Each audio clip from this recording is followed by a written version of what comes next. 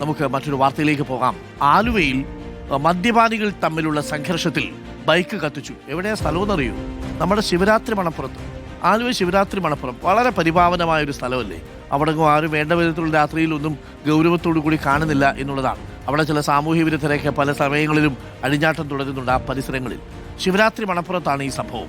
Painting തൊഴിലാളിയായ കരിമുകുൾ സ്വദേശി യദു എന്ന യുവാവിന്റെ ബൈക്കാണ് കത്തിച്ചത്. ഫയർഫോഴ്സ് എത്തിയാണ് തീയണച്ചത്. പെരുമ്പാവൂർ അല്ലപ്ര സ്വദേശിയായ സത്യനെ നാട്ടുകാർ പിടികൂടി പോലീസിന് കൈമാറി.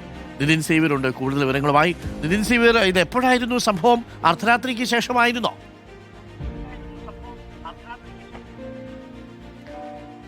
ഡോക്ടർ അരുൺകുമാർ, അതായത് ഇന്നലെ രാത്രിയാണ് രണ്ട് സുഹൃത്തുക്കൾ ഈ ആലുവ മണപ്പുറത്ത് മീൻ പിടിക്കാനായി വരുന്നത്. മീൻ പിടിക്കാൻ വരുന്നതിനിടയിൽ ഇവരൊരു സന്തോഷത്തിന് വേണ്ടി മദ്യപിക്കാൻ വേണ്ടി തുടങ്ങി. അങ്ങനെ മദ്യപാനം മൂത്തപ്പോഴേക്കും രണ്ടുപേരും തമ്മിൽ വാക്കുതർക്കമാകുന്നു, ഇരുവരും തമ്മിൽ സംഘർഷമുണ്ടാകുന്നു, ബഹളമുണ്ടാകുന്നു.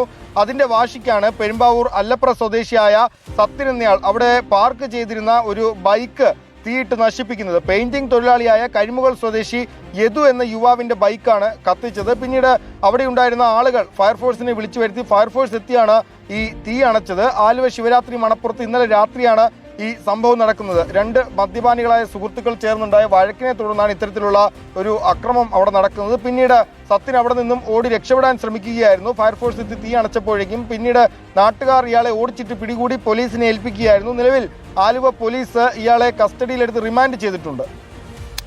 ഓക്കെ, എന്താല്ലേ, മീൻ പിടിക്കാൻ വന്നതാ. മീൻ പിടിക്കാൻ വന്നാൽ മീൻ പിടിച്ചിട്ട് പോകണം. അവിടെ മീൻ പിടിക്കുന്നതിനിടയിൽ സന്തോഷത്തിന് വേണ്ടിയിട്ട് അടിച്ചു കഴിഞ്ഞപ്പോൾ ബൈക്ക് കത്തിക്കാമെന്ന് തോന്നി. ആലോചിച്ച് നോക്കിക്കുക, എന്താണ് അവസ്ഥയെന്ന്.